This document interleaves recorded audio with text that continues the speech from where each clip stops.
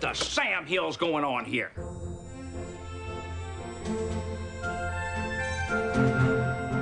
The Rewatch Podcast presents the Lois and Clark Rewatch, dedicated to the series Lois and Clark, The New Adventures of Superman on ABC.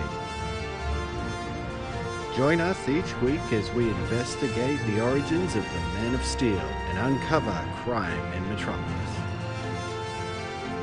Send your feedback to the Rewatch Podcast at gmail.com. Join us on Facebook at facebook.com/Rewatch Podcast or follow us on Twitter at RewatchPod.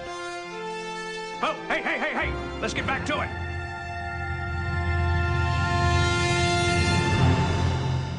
And welcome back to the Rewatch Podcast and our Lois and Clark Rewatch. I'm Cory. And I'm Nigel. I've been podcasting, in case you're wondering where I've been these last two episodes. That's why. Yeah, replaced that's why I've been again. Replaced. Yes. Well, thank you for joining us, everybody. We are, of course, discussing two more episodes of Lois and Clark, and this week's headline reads Barbarians' House. And we are discussing Barbarians at the Planet and the House of Luthor, the final two episodes of Season 1. And be sure to stick around after our discussion. We have a special guest joining us to discuss Season 1 as a whole. So very much looking forward to that. Mm-hmm. All right, first episode discussion today is Barbarians at the Planet, written by Daniel Levine and Deborah Joy Levine, directed by James Bagdonis, and this originally aired May 1st of 1994. Oh, Lex, what am I gonna do with you? Well, spend the rest of your life with me, I hope. Lex. I'm serious.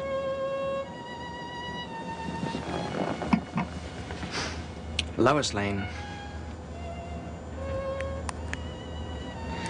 Will you marry me? I don't know what to say. Oh, I have three possible choices. Yes, no, maybe. It's not that simple. What about my life at the Daily Planet? Clark and Perry and Jimmy, they're like family. Well, I believe in families, large ones. Lex, the last few weeks with you have been wonderful. I hardly know you. The only thing you have to know about me is that I love you. What? What is it? Oh, is there something else? What would it have anything to do with Superman?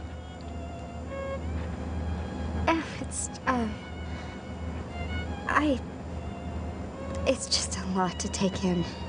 But you'll give it some thought. Yes. So it's maybe for now. Oh, well, yeah, maybe. It is beautiful. Without you, it's a piece of rock. On your hand, it's priceless to me.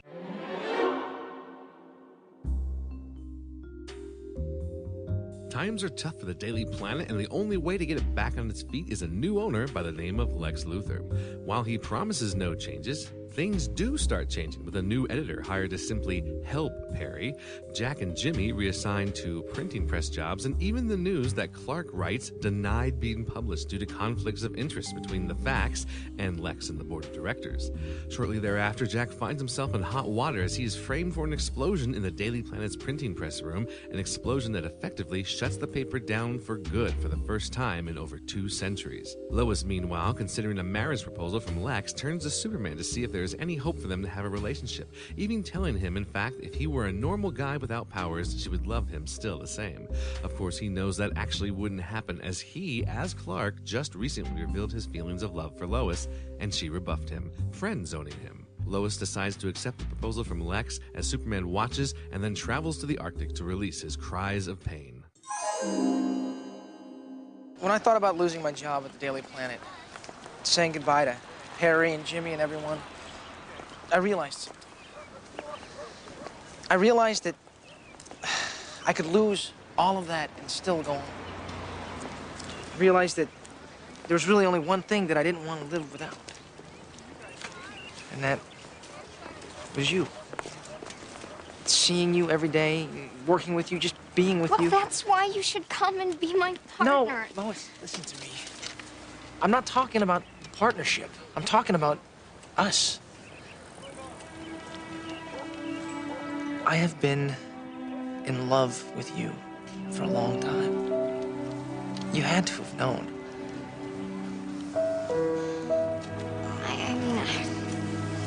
I knew. I mean, I guess I knew that you liked me or were attracted to me. Clark, I'm sorry. I just don't feel that way about you. Romantically. You're my best friend. I'm the only partner I could ever stand to work with. I admire you and I respect you. And I do love you. As a friend. All right, so let's get into our investigation. All right, so we got our deleted scenes here from the script by iReactions, of course. There was this little section with Jimmy who was talking with Jack about how, well, you know, this is okay if we're fired. My friend Buzz and I have this great idea for a show. Basically, it's a day in the life of you. Anyone can do a wedding or a bar mitzvah, but we go into your home and capture an ordinary day on video, kind of like your own personal truth or dare. So he was gonna actually go into business with this Buzz person, and then later on in the episode, Jimmy's talking on the phone with Buzz, and you hear Jimmy saying, "What? The deal is off, but that was all the money I had, everything I had in savings. We had commitments. I took out loans. You can't do this to me, Buzz." And that's the end of that storyline. What? It's kind of funny, but it's very random. It's like, yeah, we don't need that. You're just fired. That's it. That's all. Okay? That's all we need to do. You know what I was thinking of with Buzz was the brother from Home Alone. Oh, yeah. That's right. What if it's that dude? Like, there's a visual. Low life asshole. Now, let's see. This was too bad here. There was a reference to Kat that was supposed to be in the episode. And I forget who it was. Someone says, "Hey, where's Kat?" And Perry says, "Oh, she's over at News Time interviewing." And Lois is like, "What? She's supposed to catch rats, not leave the sinking ship with them." You know, and Clark says, "No, Lois, it's okay. She's trying to secure a job. In fact, we all are probably going to need to secure jobs now." So it was a great reference. It's not the best exit, but it's better than saying nothing, which is what they did. Mm-hmm. So I wish they had just that one line in there. It wouldn't have taken that much screen time, you know? So at the end of the day, the idea is that she just got work elsewhere. Yes. That's the basic idea, yeah. Let's see. Also, Lois says that even though Lex believes Jack is guilty, she's talking with Clark, she says, "I convinced him to get Jack a great lawyer. So Jack is going to be fine. You know, I know Lex is mad at Jack, but he still said, all right, fine, I'll get him the best lawyer I can." And we get that answer later on where Lex mentions that, anyway. So that's why they got rid of this early scene, because they addressed it already. But Clark says, "Oh, yeah, well, I'm sure with Luther's help, Jack will never see the light of day again." So just more jabbing, at the whole thing that Lois doesn't see what Lex is all about. And then there was an extended prison scene when he's talking with Clark. At the end, it's just like, "Don't worry, I'll be fine. Within a week, I'll be running this place." Just very cocky. And I'm just like, whatever. Less Jack is good Jack, so. You are ruining Perry's retirement dinner. Me? I'm not the one gloating over my new job. Gloating? Yeah, all you can talk about is your new job at LNN. And all you can do is sit around whining in your beer. What? You're afraid, Lois. I'm not afraid of anything. Yes, you are. You're afraid of the truth. And the truth is that Lex Luthor may be hiding from you what really happened at the Daily Planet. I've been doing some digging, Lois. I know why you're doing this. Oh, you do you? Yes. You told me your feelings and you're hurt. And I am sorry about that, Clark, but all of this, it's just sour grapes. Lois, what if I find You are talking about a man I trust and admire, who has always been completely truthful with me. Now, if you really cared about me, you would let me. You would help me to be happy.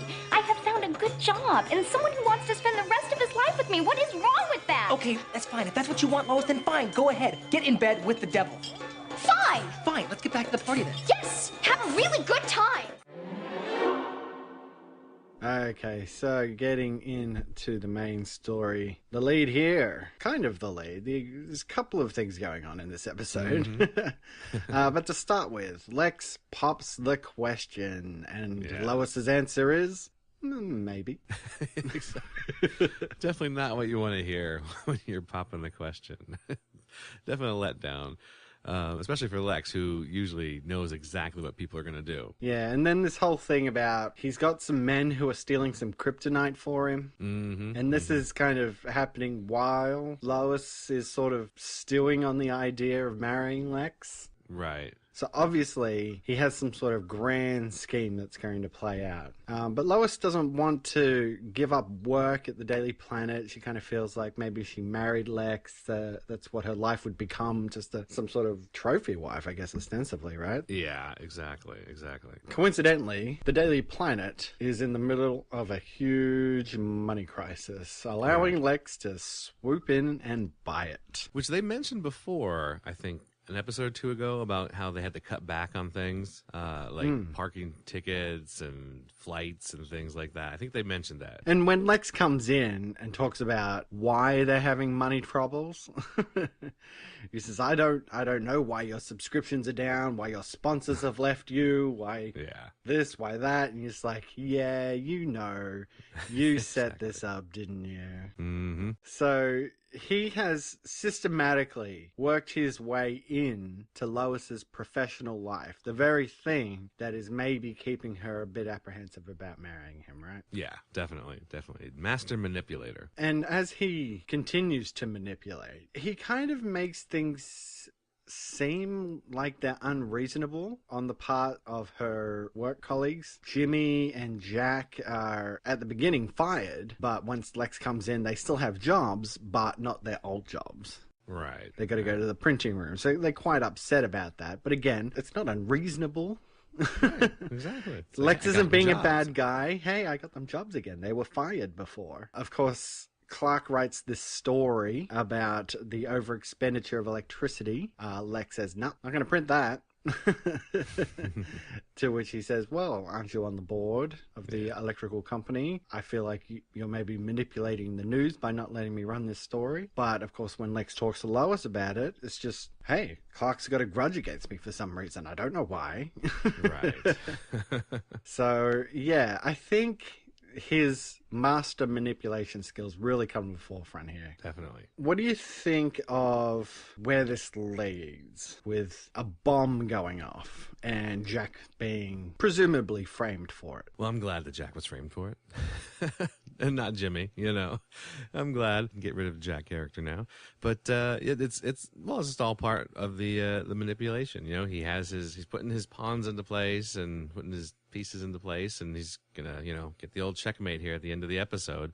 So it's all building up to that, and with Clark, it's like he wants to make Lois see what Lex is doing, because obviously Clark assumes that Lex is the one who's doing all this stuff. He doesn't have the proof yet, but he just assumes that this isn't right.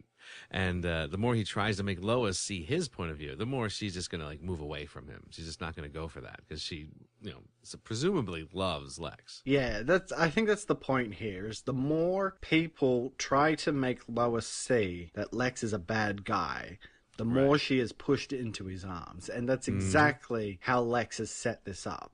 Right. She has no choice but to be pushed away by these people because they continue to badmouth him. It's an excellent story writing tool. I think the writers really killed it on this episode, just the way that they set all that stuff up. And when it gets to the scene after the explosion and they're outside the planet, and it's the scene where Lex comes in and tells them that Jack is the one responsible. I think it's the best scene of the episode. Yes, definitely. Because he comes in and he says, it's someone we all brought in and we trusted, and then he blames Jack and he says, get him out of my sight. And I'm just like, oh, that is great. But then Lane Smith just delivers this great line. For the first time in 219 years, there will be no edition of the Daily Planet. Yeah, it was good. Man, it's just, I think everybody brought their A game to this episode. You ready? Oh, definitely, yeah. And then, of course, it gets to everybody is going their separate ways. The paper is shut down. There is no going back to work. We all just have to move on. And Lex offers Lois a job in television. Well, in the comics for a while there, I don't remember if she was. I think she may have been, but I remember Clark actually went to work for a TV station in the comics in the think it was the 80s. Maybe it was late 80s, after the reboot in the 80s, I think. He was working for, I think it was called GBS, I think. It was like a TV station there. I don't think it was owned by Lex, but he worked there, and he was an on-air reporter, which was kind of cool. But then, like, it caused even more problems because, you know, as a newspaper reporter, you can disappear when you need to switch to Superman. As an on-air reporter, you're kind of on camera, you know, covering the news. So it made things a little more difficult for him to get away, you know, and still keep his job. So it's kind of interesting to change that up and get Lois into the TV news. I think that's a good step for her. You know, like, this would be perfect for her. Makes sense. Yeah, and we've seen LNN before, the Yes. Lex News Network, or Luthor, whatever it was. It was either Luthor or Lex. Yeah. Named after him, for sure. Yeah, she doesn't, like, settle in immediately, but when a big story comes around and she has the right connections to get the story to air in the time that she had to as well, because it's tight turnaround for TV. We need to go on the air in 5 minutes. Get me the story, lock it down so we can go to air with it. I thought it was pretty good. And then, of course, her trying to bring Clark into it as well, saying, hey, we can still be partners, you know. Lex got me this job. I'm sure if I say I want you as my partner, he will let you do it. And, of course, Clark says, no. It's a cold day in hell when I go to work for Lex Luthor. Exactly. I've already been through that in the few days that he was there at the Daily Planet. Not gonna happen. So Lex ends up meeting with these guys about the kryptonite, and a huge gunfight ensues in which Lex is gunned down. Were you tricked by it? Did you see this coming, that it wasn't actually Lex? Yeah, when I saw the reveal, I went back and watched it again to see if there were any hints, you know, at it wasn't really him. So, I mean, of course, you know, tricked because it's the actor himself, you know, playing, you know, trying to pretend that it's someone else. But yeah, I didn't catch anything different in, like, the voice or the mannerisms or anything that indicated it was someone, you know, pretending to be Lex. So yeah, it definitely fooled. He did have a good line after he comes out and pulls the mask off, and he goes, well, you know, I don't feel he got the voice quite right. Right. And that's why I went back, because I wanted to see, did he? Well, of course he got the voice right. It was the actor, you know, it was John Shea. So of course he got it right. Well, it's not easy to be you. And he goes, well, of course it is. I do it every day. Yeah, some good lines, good lines. It is a good line. So Lois still cannot say yes to Luthor. I mean, he is doing everything he can, what he thinks he can do in order to manipulate her into his arms, right? And she's still not saying yes to him. And Clark reveals his love to her. She doesn't feel that way. She wants to talk to Superman about it. She pours herself out to Superman. A key line, if you were just an ordinary guy, I would still be attracted to you. To which, of course, he knows that's not the truth. Exactly. Again, just the writing for this, the parallels between it all. I thought it was so good. Yeah, the problem that I have, and it's nothing that, it's not anything with the writing or anything like that. It's just the idea of Lois here. Just, she's moving way too fast. You know, it's obvious, okay? She likes Lex. She does. She likes Lex. She, you know, in her words, she loves Superman. You know, like, she really, you know, that's what she wants. You know, that's the person that she wants to be with. That's who she wants to love. And she, you know, for Clark, she loves him as a friend. You know, it's a friend thing. So she knows this. It's not really fair to Lex. Like, if Lex were a normal guy, if Lex was a normal guy, not this master manipulator criminal that we know, it's not fair to him for her to say yes to Lex because she doesn't really love him. He's sort of like the consolation prize. It's like, well, I can't have the guy I really want, so I guess I might as well take this guy right here. And I just think it's not fair to Lex. I feel bad for Lex, even though I know he doesn't care. He just wants to possess her. You know, I mean, I know he says he loves her and everything, but still, if he does, like, all this manipulation wouldn't be necessary. He would take the time to really get to know her over the course of, you know, many dates and whatnot. So I understand that, you know, where that, you know, is coming from, but still, I'm like, yeah, she's just rushing. She's just rushing into this relationship with everything that's going on around her, with all that Lex has manipulated. She's looking for a lifeline. She's looking for something stable, and that's kind of what Lex is offering. truthfully, she should be like, I really don't love you, so I shouldn't marry you. I like you. I want to get to know you better, but I don't love you, so I shouldn't say yes until I'm sure that we are in love. I kind of have a soapbox about rushing, like I get on people. I have a friend of mine who just rushes into relationships, and I'm constantly on my soapbox about it because I'm like, look at what you're doing. You're doing this again. You're hurrying. Get to know the guy first. Take your time. Like learn about him. See if you guys gel together. Don't just like immediately jump into moving in with them. It's a big soapbox for me. I even wrote a song about it. So.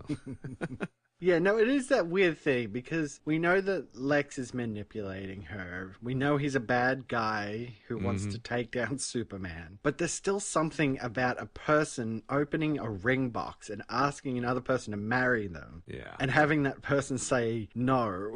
That just makes you go, oh, that's so awkward. I feel so bad for you. Exactly. Exactly. And he does it twice in the episode and she says no. Mm-hmm. And you're like, oh, God, yeah. You can't help but feel bad for that person. Yeah. So, yeah, at the end, of course, she's talked with Clark. She's talked with Superman. No lifeline. Yes, Lex, I will marry you. Yes. And you're like, oh, God. And then we get a big Darth Vader no. Yeah, and a good tie-in, too. Fortress of Solitude up in the Arctic. Mm-hmm. Somewhere he can go. Nobody will hear him. Exactly. No. I was half expecting her there because he's like, they got him screaming no, and then they cut to Lois and Lex in the room there, and I was half expecting her to turn and go, did you hear something? Yeah, me too. I was expecting that as well. Like a super powered cry. Right. So yeah, I think a very solid episode there. Definitely. For the main story. But getting into some of the bylines, Lois and Clark randomly play a memory game. Santa's reindeer, the seven dwarves. Mm-hmm. I don't know what this had to do with anything. I think the point of this is to kind of show that they have this type of relationship where they play goofy games together. They do stupid shit together. They just like to have fun together, that they have a good time together. Whereas when she's with Lex, it's not that they don't have a good time together, but they go to the opera and everything, or the whatever the show they went to, and they're discussing, like, or at least Lex is discussing, oh, it was great, wasn't it? It was da da da da. It's not as lighthearted as the relationship between Lois and Clark. They're more natural, like having just a good old fun time. Whereas with Lex and Lois, it's more like a little stuffy, I think. You make a good point. Like, there's no awkwardness with Lois and Clark. Their conversations and their camaraderie is very natural. Whereas when she's with Lex, it's stiff and a bit more adult, really, talking about the themes of a play and stuff like that. Like, you could see, like, if you picture the Lois and Clark married and you picture Lex and Lois married, and you could see so many differences right just from this interaction about how they would interact on a daily basis. Clark and Lois would be very jokey, playful with each other, whereas Lex and Lois would be much more, like how you see in, like, movies, the rich couple, like, hello, darling, what's this for lunch today? Oh, well, I had Nigel make this, that type of thing. Less fun, I mean, yeah, they enjoy the money and everything, but it's not quite the same type of relationship. Not that rich people can't be fun, don't get me wrong. So, and they do intersperse a very anti-smoking message as well. Yes, they do. Clark keeps blowing out this cigarette lighter. It's pretty funny, yeah. And then it ends with the guy sort of just giving up, getting in the elevator, to which he just pulls it out of his mouth, throws it on the ground. Right. Can't you read? Not without its morals, Lois and Clark. And then we have we have a sad part here, which I don't know if it's going to change in the next season or not. We sort of talked about how Kat's line was cut, and that character is going to be gone. But now, what about Nigel? Poor Nigel. Yeah, this is so weird. All right. We started the season with Asabi. He just disappeared, and he randomly came back for one episode. Yes, just but he was replaced by Nigel. Yes. And now Nigel is nowhere to be seen. Right. And we have Mrs. Cox. What the hell? And was she? I mean, I just got the feeling that she was brought on to sort of like, not because they wanted to attract, male viewers to like a sexy, woman, but to sort of like play against Lois, like to maybe have her have a little fear about this woman who is like apparently really close. Like the way she was standing next to Lex and touching him, that's not normal assistant behavior. Yeah, it does make you wonder if it was part of his manipulation plan, was to insert this attractive woman who seemed to kind of throw herself at Lex. Mm-hmm. You know, what do you do around here, Mrs. Cox? Anything that's necessary. I know. Sort of play with her emotions at the same time. But yeah, it is. I don't know. It's just so random that this. It's very is odd. there. He's a very odd character. I like Nigel. You know, I miss Nigel. I hope that he comes back. I don't remember if he does, but I enjoy his character. Yeah, not to mention that Mrs. Cox seems like totally in with Lex's plans. Yes, like she knows who he is. That he's got all these plans. She goes to the kryptonite cash exchange and starts blowing people away. Mm-hmm. She wears a piece of it in a necklace to test Superman, just to make sure that it's legit. Yeah, she's like totally in deep with Lex's plan, yet we have not seen her until just now. It's super weird. Yep. Then finally, Perry's retirement dinner. I thought it was hilarious that Perry actually comes around to deciding he's going to retire. Lex has brought in this little kid, as far as Perry sees him. Exactly. So Perry's just like, you know what? I'm taking early retirement. And they go and have dinner at this Indian restaurant. And he gets so drunk that he's just dancing around and then starts singing Elvis.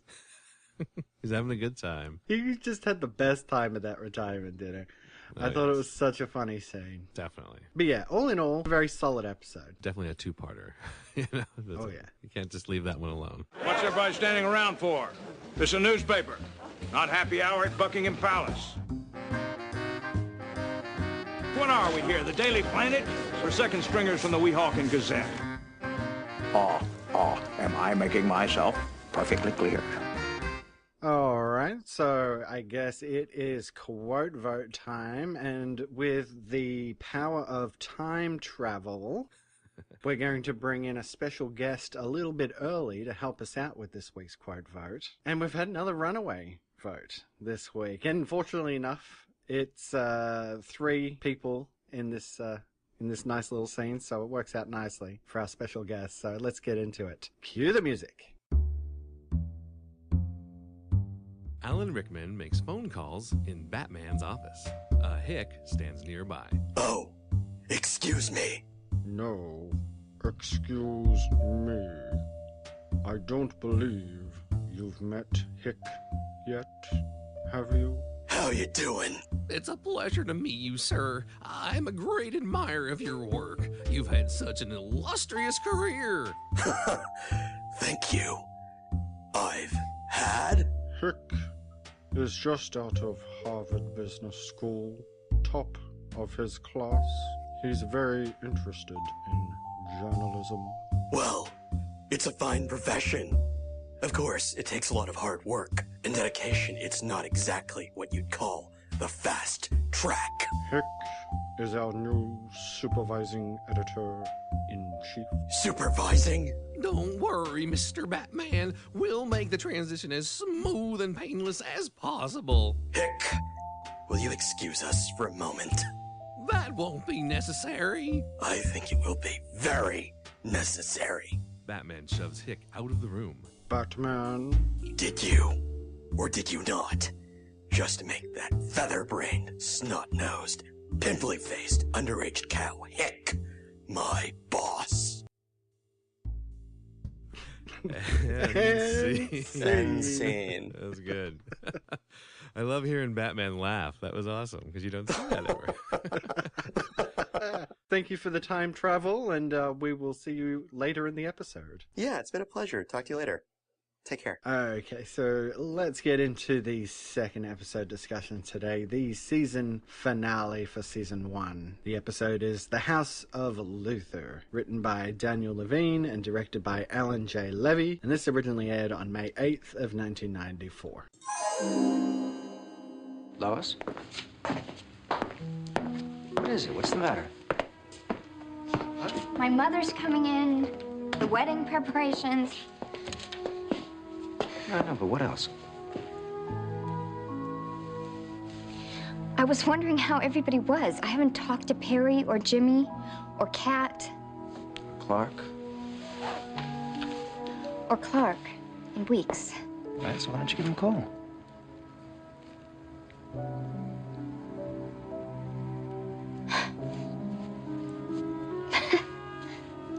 I think I will. Have you heard from Jack?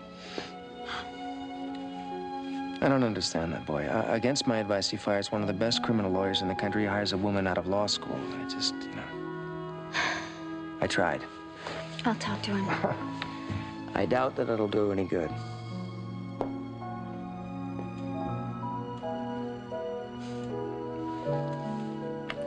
So, now if we decided on a 12-car garage, or the 15.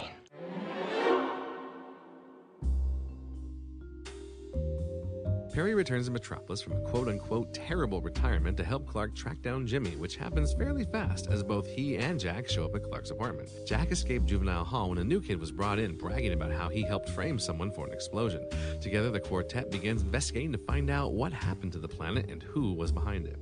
Meanwhile, Lois is having many second and third thoughts about her upcoming wedding, which Lex tries to address by distracting her with talk of building her a new home and fancy gifts and nights out on the town. Lois seeks out Clark several times and begins to realize just how much she misses him, but Clark is still dead set that she not marry Lex, even trying to explain to her about Lex's shady behind-the-scenes dealings, but Lois mistakes it all for simple jealousy. Lex calls upon Superman to try and comfort Lois's nerves, asking him to convince Clark even to come to the wedding, but when Superman refuses, Lex drops a kryptonite cage on him, trapping him and leaving him to be weakened, while Lex leaves to marry Lois, promising to come back later to finish the job. Luckily, Superman manages to use what powers he has left to get the key to the cage and escapes. Perry, Jimmy, and Jack, having collected a boatload of evidence against Luthor, break up the wedding along with the betrayer, Miss Cox, and Officer Henderson, but Luthor makes a run for it, eventually jumping from the roof of his building while everyone, including a near-powerless Clark, watch helplessly as he falls to his death, although newspaper reports inform us that his dead body was stolen. Lois and Clark discuss their feelings, and Clark apologizes for telling her that he loved her, when what he really meant is that he too feels they are just friends and that he was only trying to say something to stop her from marrying Lex. Pete was his name. Pete Black and his brother John. Anything about who hired him? Just thought it was something important and they got paid a ton of money. He called him the boss.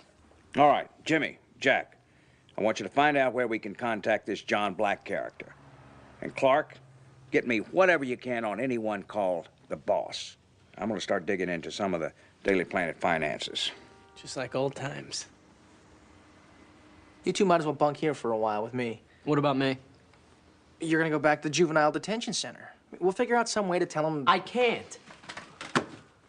Pete Black just didn't happen to get sent to juvie. He was put there to look for me. Maybe it's time to call in the big guns. The police? No, Lois.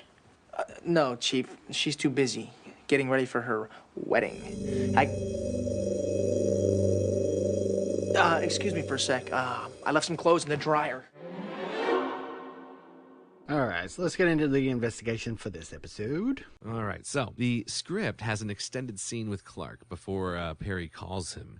He's levitating and typing. So he's sitting cross-legged and the typewriter's on his lap and he's typing at super speed, you know, that effect. And then he starts to feel hungry and he scrounges around his apartment, you know, looks in his refrigerator, and apparently all that was in there was like a bulb of garlic and onions. And he looks in the freezer and finds a frozen steak. So he defrosts it with his heat vision, so we get that effect. And then he throws it on the stove to cook, while at super speed he prepares the rest of the meal, like super fast. And then his eyes fall onto the picture of the Daily Planet as he's getting the food together on the plate. It would have been a neat scene, but like we don't really need it. We've seen this before. You know, you don't need to keep hammering that he can do all this stuff really fast. I mean, it's nice to put it in, you know, if you have time, but there's so much more to do in this episode than just worry about how fast he can, you know, put together a meal. Yeah. There was more with Jimmy outside inside the nudie bar when he's trying to get people to come in. There was going to be another character of the owner, the boss, and he was actually described in the script as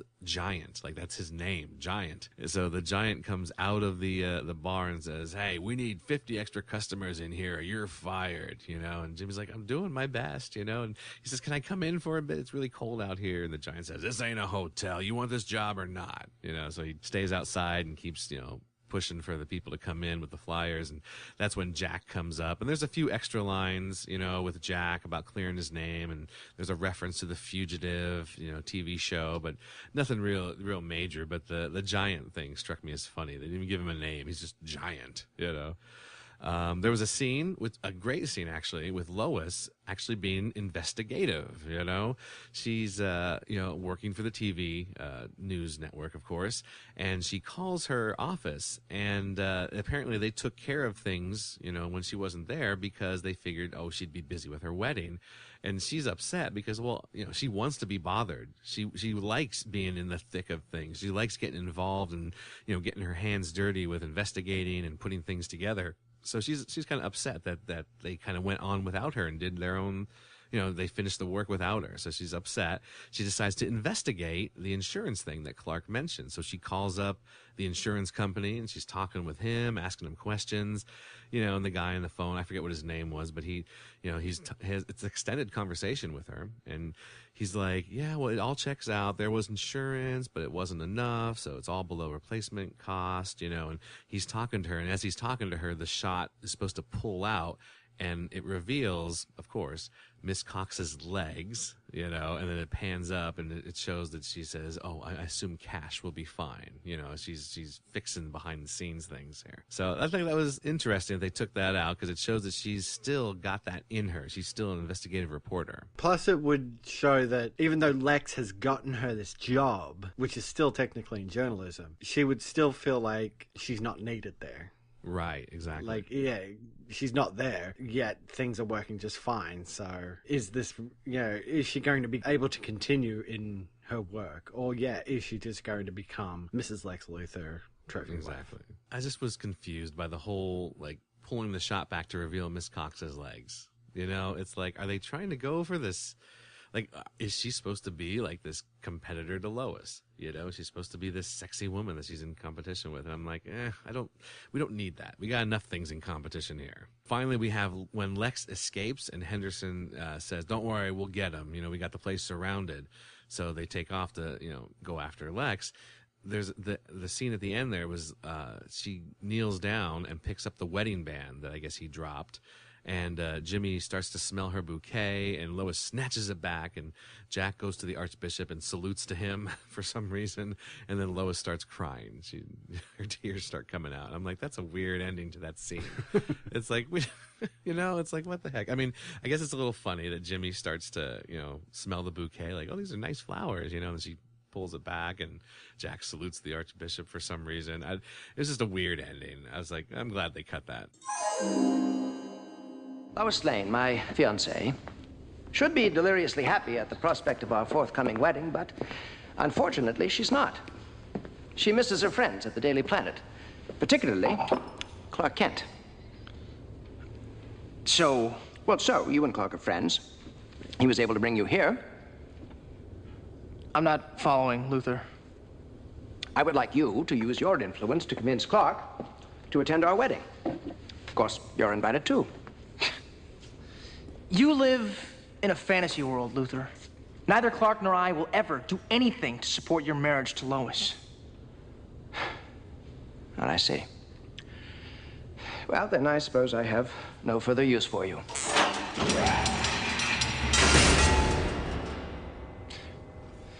Bars won't hold me, Luthor. Oh?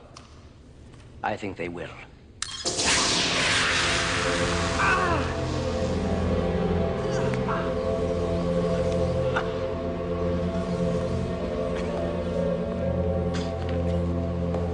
I live in a fantasy world. Perhaps. But my fantasy is about to come true. Okay, so getting into the main story, lead here, Clark is really trying to look deeper into what actually happened over at the Daily Planet. Mm-hmm. And Perry wants in. Yes. Badly. He is so bored. Say you need me, Clark. So they decide that they're going to team up and they're going to go and find Jimmy because he's fallen on hard times. Turns out he was evicted from his apartment. Mm-hmm. So, they're going to team up and they're going to try and figure this thing out, figure out what actually happened here. And of course, Lois and Lex are preparing for their new life together. It's a weird scene, right? They're going over the layout of their new place, and Lois points out that, like, the bedroom that they're in is bigger than her whole apartment. And she throws out this line thanking Lex for, quote-unquote, waiting until their wedding night. Is it just me, or is it odd that they felt they had to throw this in here, that she has not slept with Lex Luthor? I think they're just trying to show that hasn't progressed that far. You know, in case you were thinking, you know, that, like, how we said, you know, Clark is like the, you know, not into that. He's not, you know, into sleeping around. And not that Lois is, but that she has, you know, slept with people she's, you know, been with before. I'm wondering if they're trying to imply that she is not like that. Maybe they're trying to imply that she is, like Clark, a virgin. I don't know. I kind of took it as in she is a modern woman. And it's all well and good to have this storyline where Luthor has stolen her away, yet they don't want to fully commit to the whole thing. Yeah, because that does take it up a notch when you do that. You know, when you move into that realm of your relationship. So maybe that could be too. Yeah, especially with Clark more than likely being a virgin. Would it be easy for him to get over the idea that she was not only engaged to Lex Luthor, pretty much prepared to marry him, but the two of them also had sex? Right, right. Would that be a slight on their future relationship? Yeah, I can see that. Even though she is a modern woman, it does show that she can be traditional, you know, about things. So it's good. It's good for her character. Yeah, it does develop her apprehension. Mm-hmm. We were saying that in the last episode, that it's almost as if she is looking for a lifeline. She's looking for any reason why she shouldn't do this. You know, it could also be that maybe she's been spurned by other people where she has slept with them and then they left right after, you know, because that's a common thing that happens. So maybe she's even thinking that way too, that it's like, well, I don't, you know, I'm not going to, until it's signed, sealed, and delivered, that's it. You know, nothing else. I think that it could be another aspect to that. I think it's good from that aspect of her sort of being apprehensive, but from the other side as well, of Lex being so manipulative that he hasn't been able to let her see any reason why she shouldn't do it. Exactly. Yet she, you know, it took 3 times for him to get a yes out of her. And here we are, and she hasn't even slept with him. She's actually holding off on that. It's like the last thing that she can hold on to until it's done, you know. The I do's are said. It wasn't something I was thinking about until they brought it up. Exactly. We didn't need it. We didn't have to have it in there. We would just assume that nothing had happened. Exactly. Know? But we move on to Jack showing up. He has busted out of juvie. And he has managed to gather some info from some other guys that were sent there about a big frame-up over an explosion. So they get in this, and it's really underdeveloped, right? Like, they throw out some names. I don't even remember the names of the people. They're worried that these people were sent there by Luthor, because he's like, oh, it can't be just an accident that these guys showed up there. It's kind of just a lip service thing. Right, to sort of bring Jack back into the fold. Well, one last time before we never see him again. Well, yeah, and then like even when they, you know, once they start investigating, you know, his claims and everything, it's very quick, you know, like they go off and to their various adventures to find this information, and they find out about a shadow figure called the Boss, which I assume is Lex, you know, and not Miss Cox, but you never know. So it's very quick. It's sort of like, all right, well, just throw this in there so we see that they're doing something. Yeah, and it gives Lex another opportunity to manipulate Lois, right? Yes. Clark gets in the car with her. He's like, oh, yeah, I guess Lex is paying for it, right?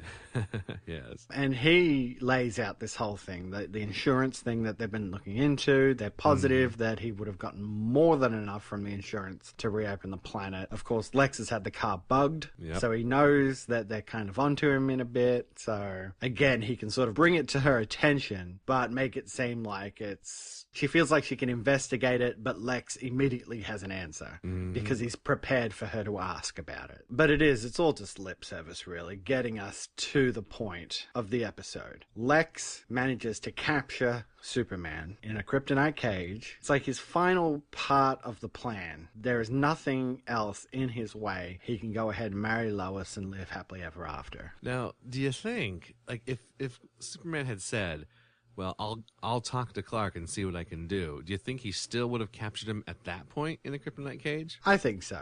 Yeah, because I'm like, why wouldn't he? You know, it's like Superman is there in the perfect spot to be captured. You know, why even like let him go and talk to Clark? You know, even though he doesn't know that they're the same person.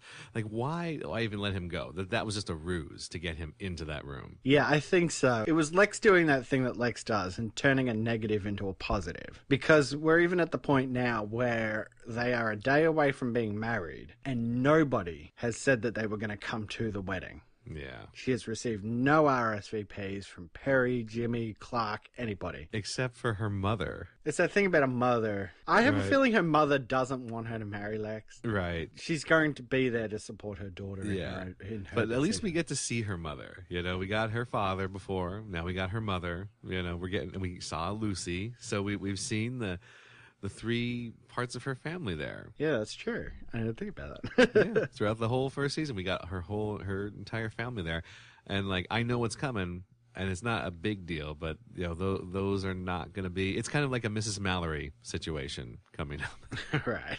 Just so you're aware. Fair enough. Yes. Well, the fact that Lucy or her father aren't even there says something about casting problems. Mm-hmm. Exactly. The day the wedding arrives, and Luthor goes down to the cellar to gloat to Superman, who is just weak as anything. Yep. He's been surrounded by kryptonite for over a day, probably. Yeah. Mm-hmm. And he is just lapping it up. I've beat you, Superman. Should I wear the white or the red? He goes with the red, of course. But in his complete ignorance, he stuffs the extra, what was it, like a cravat or something like that, in Superman's mouth. And that is the very tool that Superman is going to be able to use to get out of the cell. Right. Because he stupidly also leaves the key right there. Well, yeah, that's what the villain always does.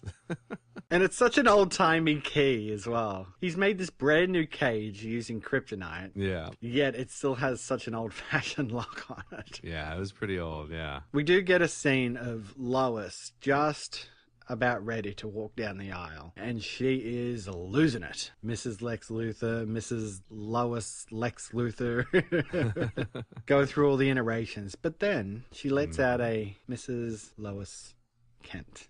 Yeah, Lois Lane Kent, yeah. Lois Lane Kent.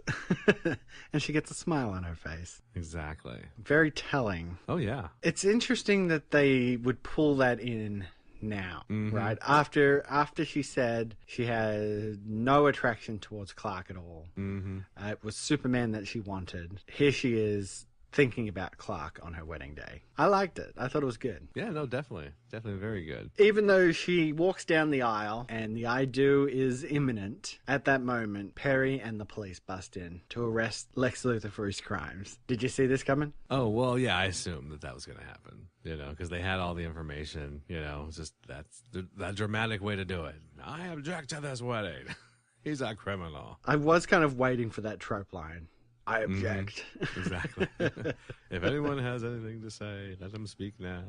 Yeah, that type of thing. Now, I mean, I knew this was coming because I remember the season, but how did you feel about Lex running away and then leaping to his death from his own office? Yeah, I thought, you know, like, I just felt that Lex Luthor would always have a way out. And this is like a weird way out to kill yourself. There's some stuff that comes up in the back issues with some ideas, but yeah, I was like, well, that's weird that he doesn't have like a secret entrance, a secret entrance or a secret exit to like get away. So like a secret getaway car or something that would help him just like escape easily if he needed to, because he's always had that before. Like in the hidden art museum he had or whatever, when he had to get away, they just they got away very quickly, him and Nigel, before Superman showed up.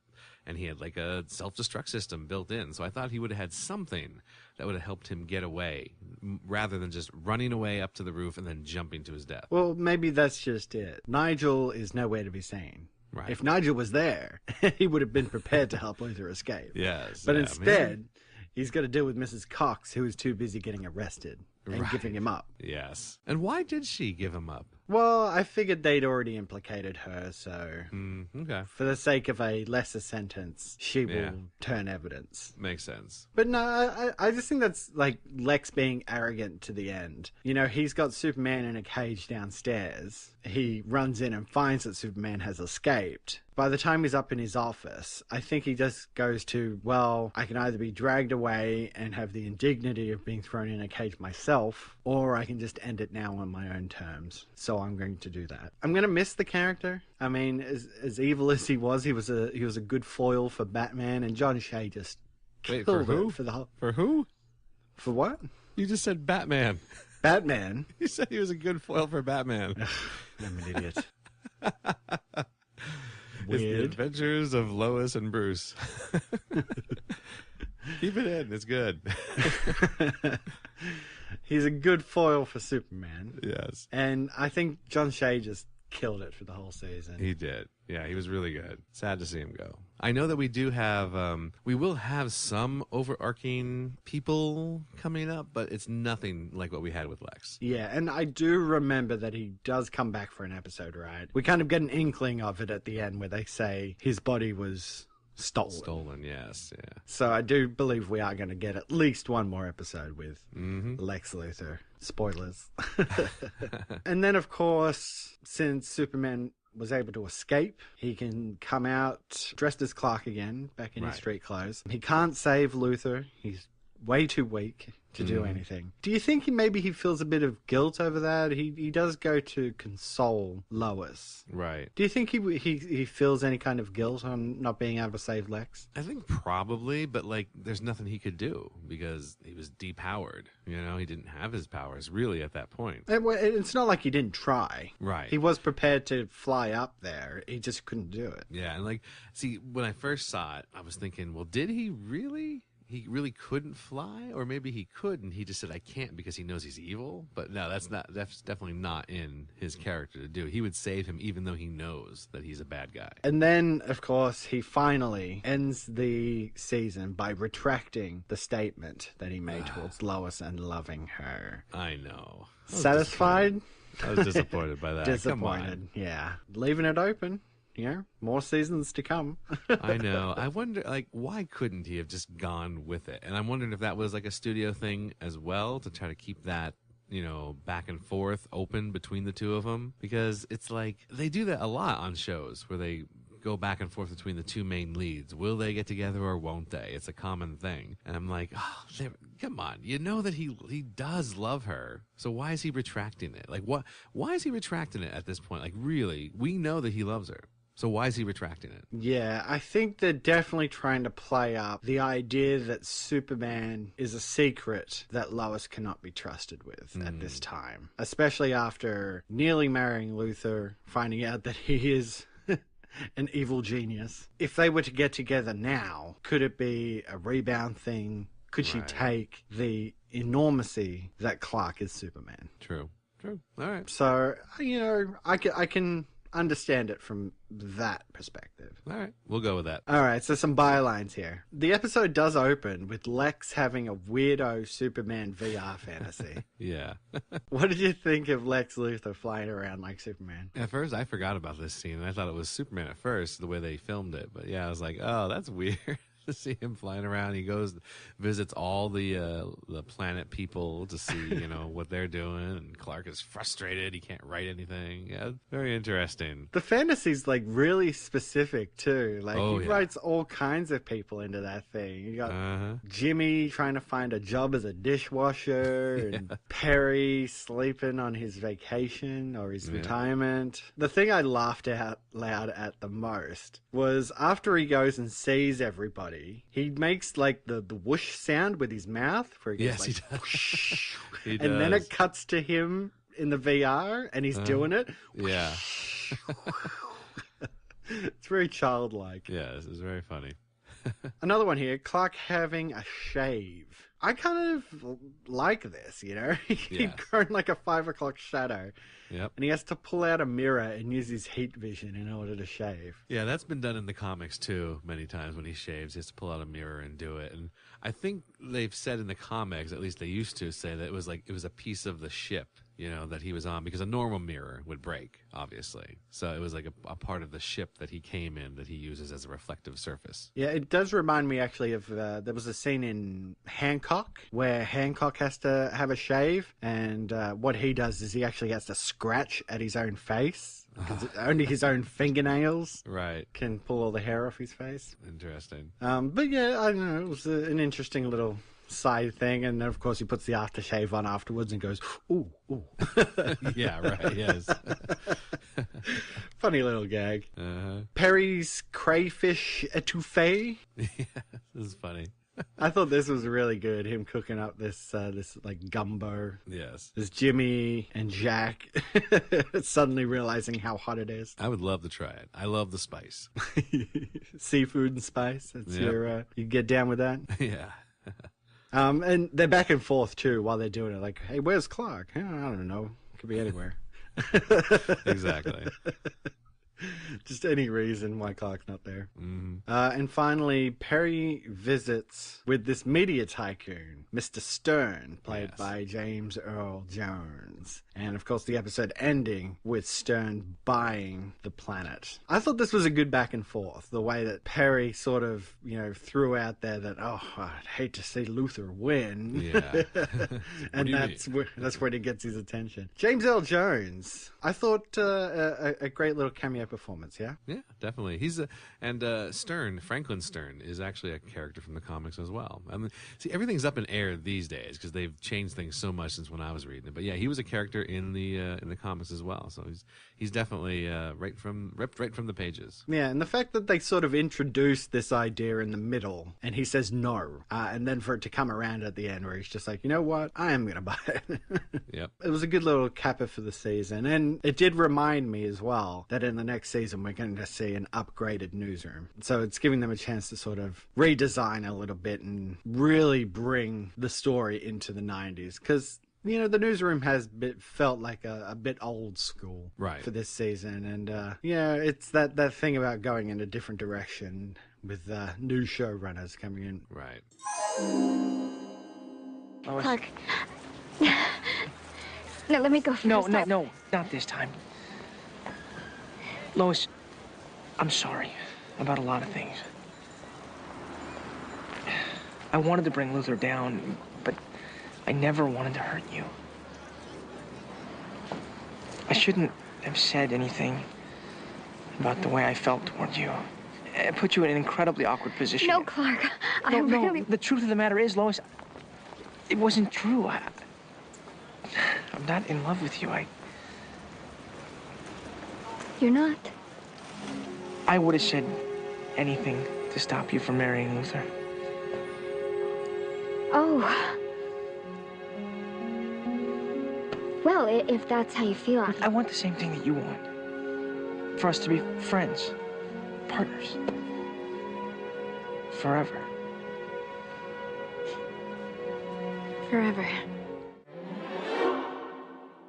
All right, so let's get into some back issues. All right, I think we're finally getting to the best part of these old the forums. People are finally starting to post more and more.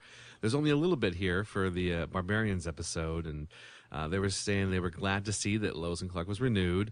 But they were also talking about Sequest and saying, I hope that gets renewed, because this one particular person says that, they like both of the shows, and another person says, actually, I like them both too, and I have my sister tape one while I tape the other, because this is before the days of like DVR and multiple recordings and things like that. Set your VCR to long play and Exactly. make sure you set that timer right. Yeah. And then they just said basically, more sci-fi on TV primetime is good. So they were happy if both of them get renewed. And then there was a ton of stuff about the finale here, the House of Luthor, and they were talking about how are they going to bring Lex back now? He's such an integral part of the show. Like how can they? He's dead. How can they get him? And also, how did he get a whole kryptonite cage from just one small sample of kryptonite? And there was a huge explanation where people were going back and forth. Well, we don't know the melting point of kryptonite. He could have melted it down and fused it with other materials just so it's like a coating on the cage. Then it was some very good ideas, like just going back and forth discussing things like that. It was really cool. Yeah, that's kind of how I took it. Like the cage was kryptonite laced. Right, lined. exactly. Yeah. John Shea, they said, someone mentioned that John Shea was in an interview and how he had been talking about how Lex was going to go underground. And people started to jump on the thread saying, well, in the comics, Lex faked his death, and he came back as his own son later on, and then Lois had to expose him. So some other ideas about how Lex could come back in the future. There was a couple people who were just like really excited to finally have people to talk to about the show. They had just discovered the forums, and it was just, that's true. It's like back in the day, this was like a new thing. Like if no one around you watched the show that you watched, who did you talk about it with? It was hard. So finding the internet and finding the forums themselves was a big thing for a lot of these people. They really were happy to have found this outlet. For us today, it's just like a natural thing. It's a given. You can go online and find people, that are into what you're into. Some people believe that maybe it was a clone that jumped off the building and not Lex, because, he was experimenting with clones.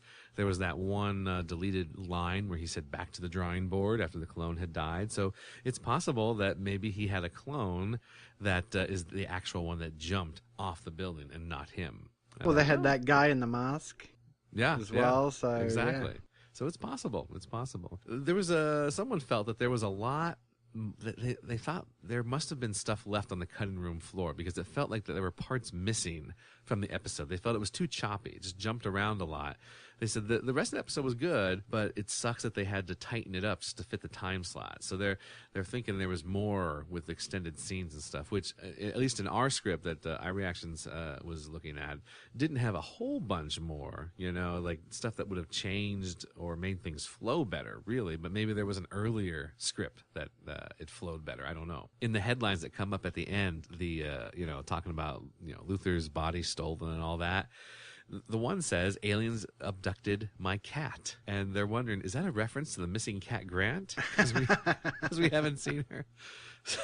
Maybe. That would be so funny if it was. Maybe. And that was, I had to put that on there because it was Max Sterling. Whoever that guy is back there in the 94, he caught that on the headline. So good catch, Max Sterling. It'd be great if you could actually read the article and it was about Cat Grant being abducted or something. Just a little that would have been awesome. Teaser thing dropped in there. Now, I didn't hear this. Maybe I just didn't pay close enough attention, but people heard a helicopter outside of Luthor's office when he was getting ready to jump from the roof. Did you hear a helicopter? Not that I remember. See, multiple people said that. So, and they said maybe that plays into how Luthor actually escapes, And I meant to go back and listen to see if there was a helicopter in there. If there was, I assume it was a police helicopter because they said the police were there. So that's what I was thinking. And how would you jump down into a helicopter? Right. There's the blades at the top there. Right. Well, maybe jump they were into a helicopter. It could have been that he escaped a different way and a clone went up there. And so maybe the helicopter sound was supposed to be a signal of him escaping on there. I don't know. That's just, thinking out loud and what these people were saying back there in 94. So yeah, trying to come up with theories, right? Yeah, exactly. And then finally, this was interesting because obviously I just believed when Lex looks at Miss Cox and says, "Et tu, Miss Cox?" That it was from, Julius Caesar. The whole et tu, Brute, it's like you've betrayed me as well, But someone asked if that wasn't actually not that, but a 2, like the word, like the letter A and the number 2, and maybe it was like a backup plan, like a code word to Miss Cox, something that, all right, well, since this is going on, let's go to plan A2, and I'm going to escape, and you meet me here, and we'll do this and that, and everything's going to be fine. Probably not, probably It not. sounds funny, though, like a very Lex thing. Like, Lex doesn't have a plan B. Right. He just has plan A2. Exactly.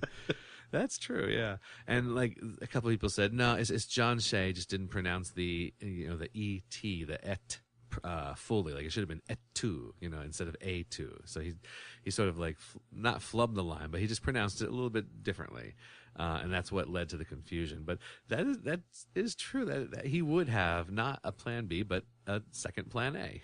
Yeah, so I like that. Okay, so getting into our very special segment this week, what we're calling our op-eds section, or op-ed section, keeping with the newspaper theme. We have our special guest. So, Tom, how about you introduce our special guest? All right, so this guy we met a long time ago, probably almost a year ago, over at Sliders.tv, back when we were doing the Sliders rewatch. This guy's the keeper of the Sliders flame. If you've got a Sliders question, he either can answer it or he knows exactly who to point you to. He's even had contact with the guy who created Sliders, so he's got the Credentials? He's got the credentials. So, after we finished the Sliders rewatch, we wanted to do something else, and we came up with the Lois and Clark idea. And he said he never really knew much about behind-the-scenes stuff, but he went out, and he found stuff, and he decided, hey, I can take a look at these scripts for you and find some differences. And we're like, yes, that would be great. That would be so helpful. So, he's been a tremendous help to our show, both Sliders and now Lois and Clark. So, we introduced to you our official researcher here on the Rewatch Podcast, Ibrahim Ng. iReactions, welcome to the podcast. Thank you very much, Tom. Corey, it's very nice to be here. Thank you so much for having me. No, it's great to finally put a voice to the name. Oh, yeah. Well, I have quite a few voices. Just a little plug. The 5th installment of Sliders Reborn will be online, and it features the characters of Quinn and Mallory from Season 5. So any Sliders fans who are listening, check it out on earthprime.com. Awesome. Yeah, we're going to doing a special podcast for the Sliders Reborn scripts that are out there.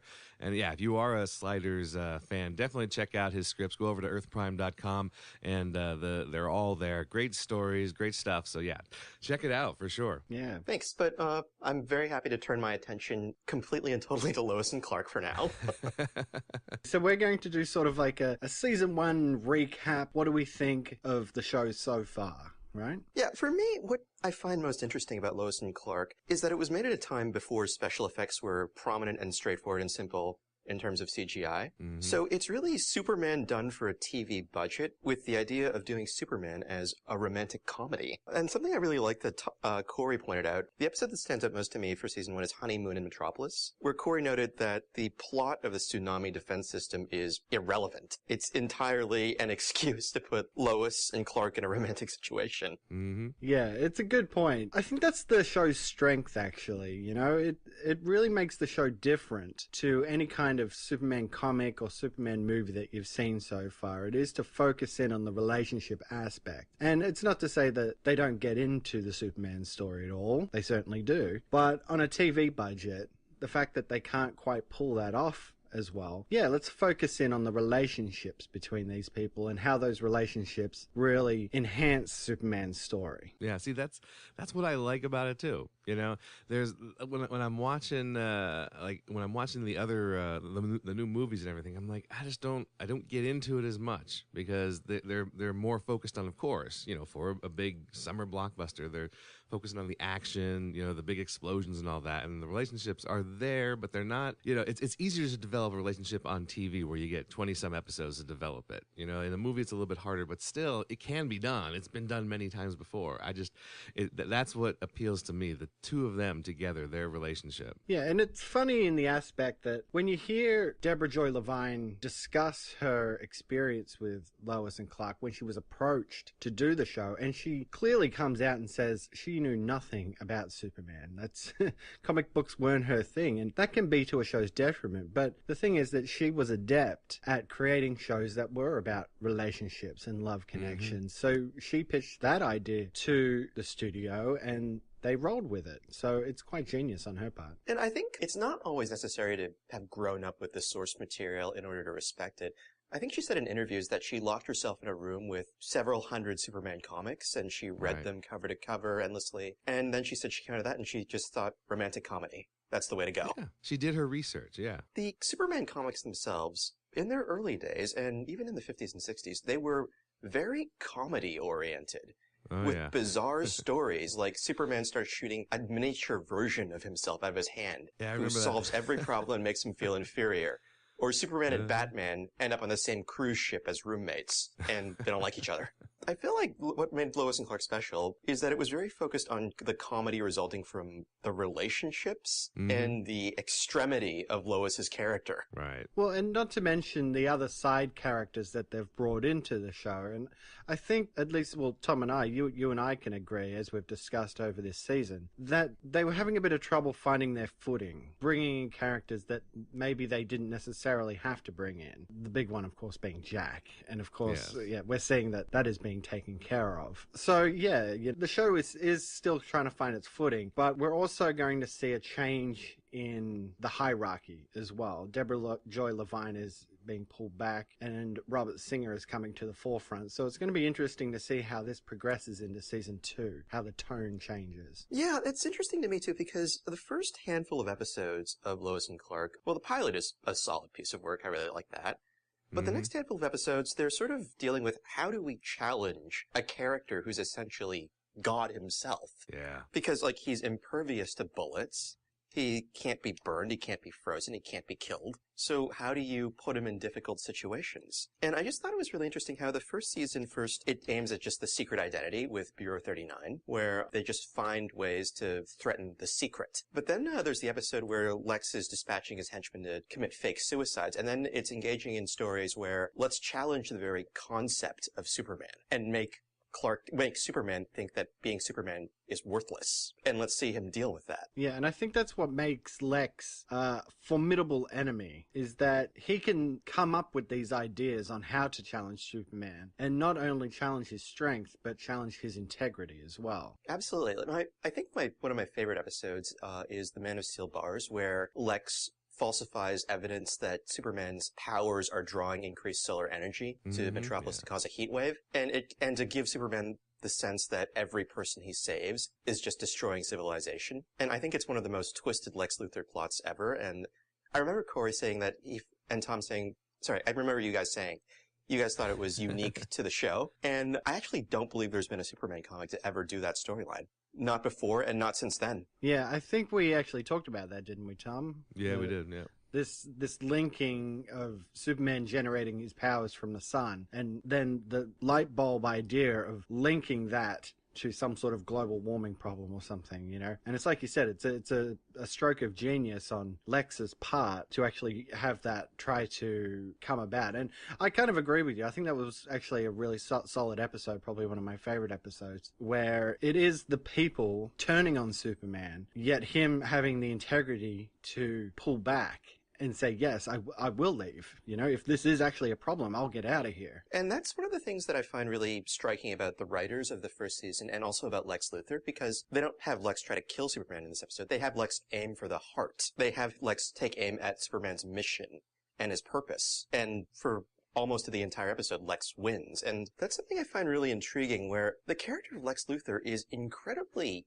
admirable in some ways. Not to say that he isn't completely insane and evil and deranged and twisted and a monstrosity of a human being, but there are things you could actually admire about this character. There are things that are positive about him. Well, to kind of just wrap up this side of our discussion, how do you feel about the fact that by the end of the episode, the last episode, the end of the season, Lex commits suicide? It sounds like the kind of trick he'd pull. He actually fakes his death in this episode at one point, doesn't he? When retrieving the kryptonite. Right, yes. He has a guy retrieve the kryptonite for him in disguise, who then in turn gets gunned down. So it seems to me that there is a way out that's built directly into this episode, and it's not really a backdoor as much as it is a clearly labeled fire exit. In terms of making Lex exit the series, I think it was a logistical inevitability. Because the actor John Shea was based in New York, and he was commuting to LA, which is why sometimes he wasn't in the episode for a week. Okay. Yeah, and that's why sometimes his appearances were small little cameos. And Right. by the end of season 1, he just thought, I'm exhausted with constantly flying back and forth. I need to go. We need to wrap up. I felt like the writers ran with that and then made a real event out of it, where if we have to get rid of Lex Luthor, let's get rid of him in an epic. So I think, I'm sorry to see him go, but at the same time, it's a strong conclusion for him, such as it is. We had talked about it in the last episode. We had said it seemed really quick, the build up to Lois and Lex's relationship. It just like it was kind of there a little bit. There was some interest on both parts, but then all of a sudden, boom, they're pretty much getting married. It just seems so quick to us, and I think it's too bad that he was. I understand the whole. That's a huge commute, to make from one coast to the other. It's too bad they couldn't hold on to that storyline, for maybe the second season, or at least halfway through the second season or something, just to give the whole relationship between Lex and Lois more time to develop. Because it seemed really rushed right here at the end of this first season to us. And I've said it before. I really remember this first season pretty vividly, but as we're going to go forward, I kind of don't remember quite as much. So the fact that they wrap up the overarching villain for the season, it makes me wonder who they're going to pull from the source material to be the next overarching villain. Because, again, like we talked about throughout the season, there's that they pulled a couple here and there as the bad guys that were just one-offs for the episode. Bizarro, what were those fire dudes? The scorchers or the burners or whatever. The toasters. Yeah, so that happened a lot. Just one-off villains. But Lex was here for the whole season, so now that he's gone, I'm curious to see where they're going to go with an overarching villain. Yeah, that's something I don't disagree. I think that for me, the sudden speed at which Lois becomes engaged to Lex Luthor, to me, that on one level, it's a behind-the-scenes issue that they're acting out in the scripts, but also it represents Luthor's expert human manipulation, right? His skillful social engineering. So the fact that it happens to me, on one level, yeah, I can totally see it as the artifice of writers trying to create an exit story for an actor, but on another, I can also see it as showing how disturbingly gifted Lex is at getting people to do what he wants. Which goes back to the pilot episode where he was manipulating Dr. Baines into sabotaging the space program, to the point where he points out that she did it of her own accord, even though he was manipulating her. And to me, this ability to get Lois to agree to marry him so soon is more of that expert control of other people. Yeah, I like that. I'll take it. Maybe at the end of the day, he did jump the gun just a little bit, which isn't unfounded for him either. We saw that with the Jack storyline too, with the globe. On the subject of Jack, do you guys think that Luthor planned all along to blow up the Daily Planet and frame Jack for it, or was it something that Luthor decided to do just on the spur of the moment because Jack insulted him in the bullpen? I don't know that he planned it. Yeah, I can't see him planning it that far ahead. Yeah, and they only did have that initial interaction when they were held hostage at the planet that one time. So he maybe just saw him as an easy target. So just said, well, if we're going to go ahead with this plan, let's just go in on this kid. Yeah, and the behind-the-scenes stuff that sort of affects the scripts, I again see it being put to really effective use in this two-parter. This was awesome. Your insight here, because, of course, when I first watched this back in the 90s when it came out, I had no idea, what was going on behind the scenes.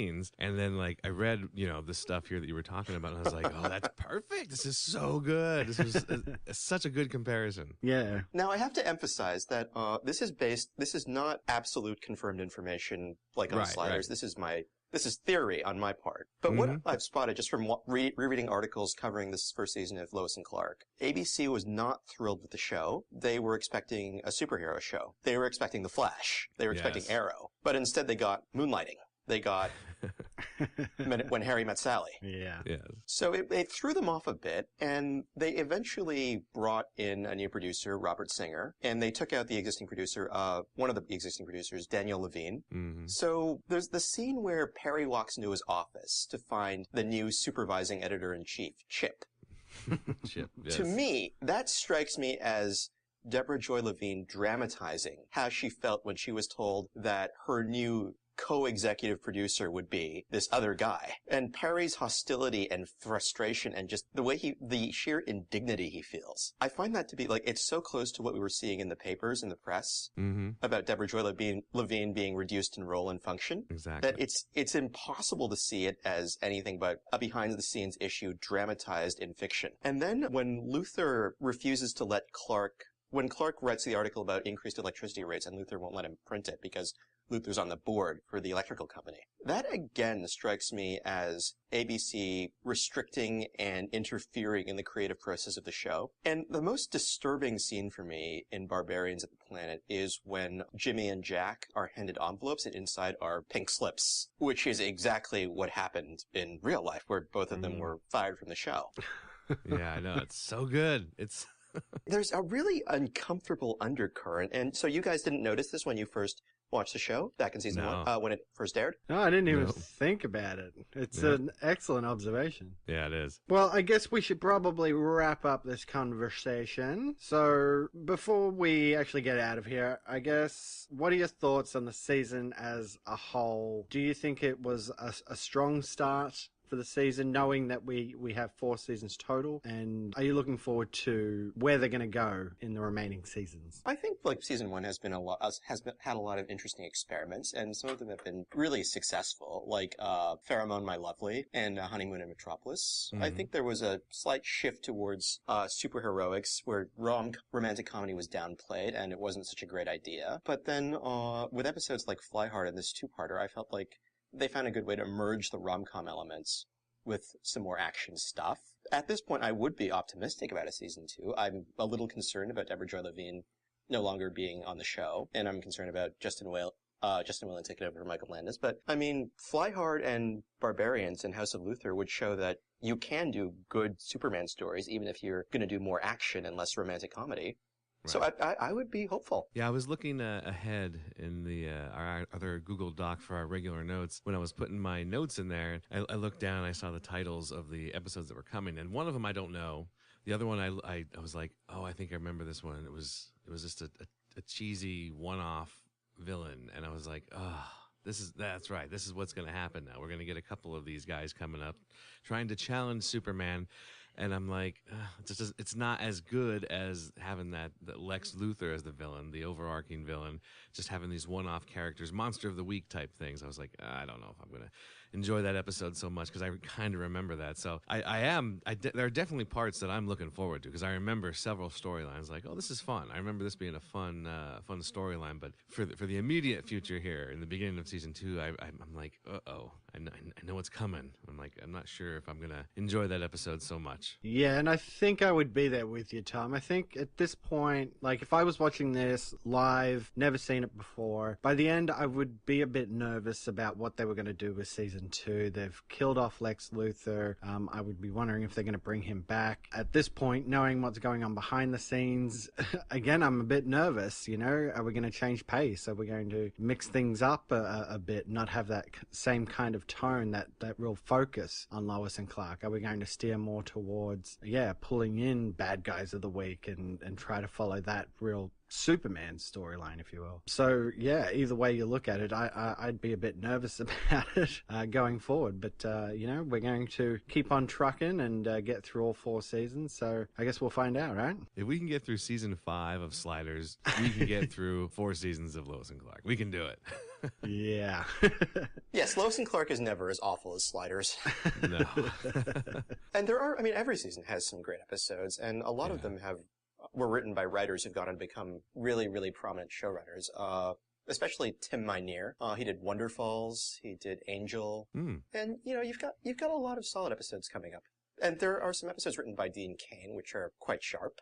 Oh, okay. So yeah, there are things to look forward to. I mean, every season has a handful of gems, regardless. Yeah. Interesting. Okay, well, thank you for joining us for our season wrap-up, Ibrahim. It was absolutely a pleasure to have you here, and hopefully you'll come back and do it again sometime. Yeah, it was great to be here. Thanks for having me. All right, so that was great to speak with iReactions on the season as a whole. After all this time, we finally put a voice to the words. So, Our next issue, we will be getting into season 2 of Lois and Clark, beginning with Madam X and Wall of Sound. So, any thoughts on what these are? You know, Madam X, I have no idea. When I say Madam X, for some reason, I keep picturing in my head Spider-Man, because there's a there's a Spider-Man like villain called Madam Web, and that's all I can picture in my head is her, you know, her costume, her outfit. So I know it's not that, but that's all I can think of for that one. Well, it's X, E-X. Oh, I see it there. That's right. Yeah, okay. So I'm thinking it's about Lois coming to terms with having nearly married a psychopathic bad guy. Yeah, could be. She is the ex of Lex Luthor. I think that. All right. Now, Wall of Sound. I remember this one. Okay. And I have in my head that there's an English guy who plays the villain, and he uses sound to take down Superman. Okay. And it's so cheesy. It's like, that's the one I'm thinking of. I'm just like, oh, this. Actually, I do kind of have a memory. He's like a Billy Idol musician guy. Yes, exactly. Yes, I do remember that. Ugh. Yeah. All right. Yeah, Well, looking forward to that one. Oh, but that's it for this issue of the Rewatch Podcast. Keep up with listener interaction by liking our Facebook page at facebook.com/Rewatch Podcast or facebook.com/Lois and Clark Rewatch. And don't forget to follow the show on Twitter at Rewatch Pod.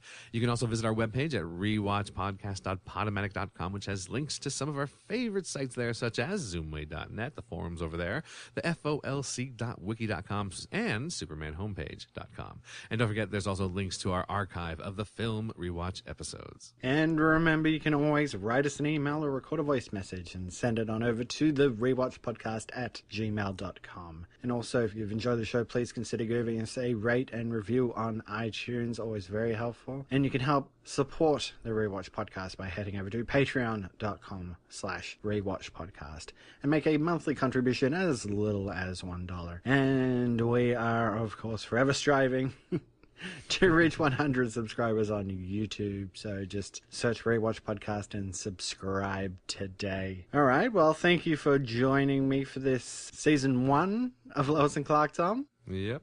And thank you again to iReactions for jumping in and giving us his 2 cents. Definitely. Since he has very kindly been researching Lois and Clark all season long, and hopefully will continue to do so. Yes. As we get through all 4 seasons of Lois and Clark. So thank you again, Ibrahim, for all your hard work. And I will just say, until next time, I'm not done with you either, big fella. We gotta fly. The Rewatch Podcast is not associated with Warner Brothers Television, ABC, Gangbuster Films Incorporated, or Roundelay Productions. Don't believe everything you see on TV.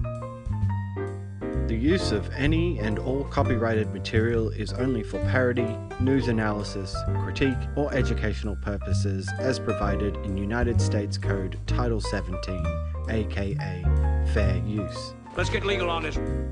Music provided by Kevin McCloud at incompetech.com. Great shades of Elvis. Copyright 2016, The Rewatch Podcast. Where are your beepers? We'll be in touch.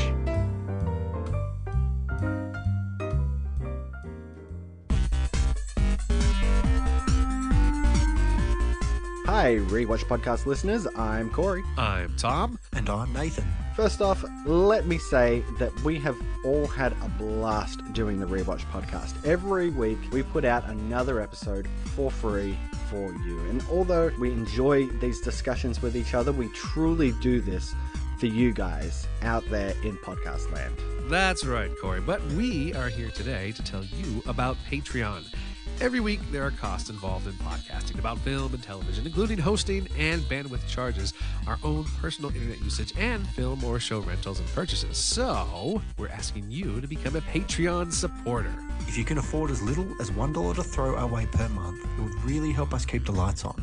And if you want to send $100 our way every month, we wouldn't turn that down either. But it's your choice, and we appreciate the support you bring. As always, we strive to bring you the best quality shows we can create, and we hope that you enjoy them. So head on over to patreon.com/Rewatch Podcast to become one of our patrons and show your support for the Rewatch Podcast. And if we get enough patrons, we may even be able to produce exclusive content just for the supporters in the form of simply getting episodes before the main feed release, or even bonus film discussion episodes as a thank you for your support. The website again is patreon.com/rewatchpodcast. Thanks, everyone.